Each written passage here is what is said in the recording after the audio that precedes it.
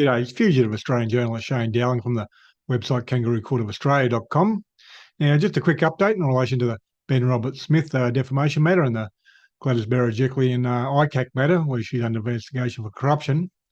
Now, the Ben Roberts-Smith judgment is due next Thursday, the 1st of June at 2:15 p.m.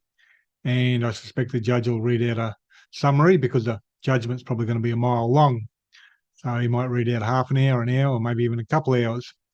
And the impact of that judgment is going to be widespread. It's going to have an impact, obviously, on Ben Roberts-Smith, Channel 7, Kerry Stokes, Ryan Stokes. They're up to their neck in it. They were financed. Channel 7 were financing the defamation matter until it hit the media, and then they transferred the financing of it over to their own personal companies. And obviously, whoever loses, you're almost guaranteed appealing. And I understand the decision on whether to appeal or not, as far as Ben Roberts-Smith is concerned, is controlled by Kerry Stokes, because Kerry Stokes is financing the matter. He's put that as one of the terms, apparently, that he can decide whether to appeal or not Ben Roberts-Smith.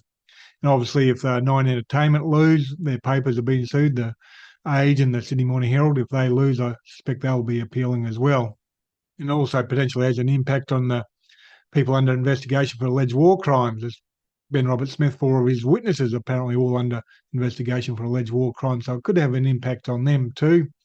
The people deciding whether to institute criminal proceedings against them might take into consideration the defamation judgment. And it might also have an impact on David McBride, who's currently facing criminal charges for blowing the whistle on alleged war crimes.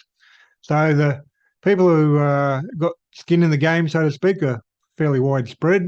And then there's the findings of New South Wales ICAC in relation to corruption alleged corruption by Gladys Berejiklian.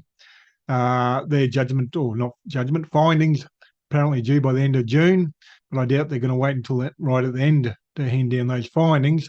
So I expect it'll be in the next couple of weeks.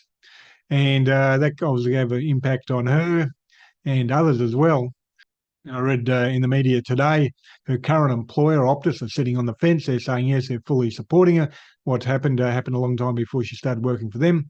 They also said the findings might have an impact on what they'll do moving forward. Obviously, if there was a finding of corruption by Gladys Berejiklian, I think she'll be getting the sack real fast. Ben Roberts-Smith, I think he's safe there at Channel 7. If he wins, obviously he wins.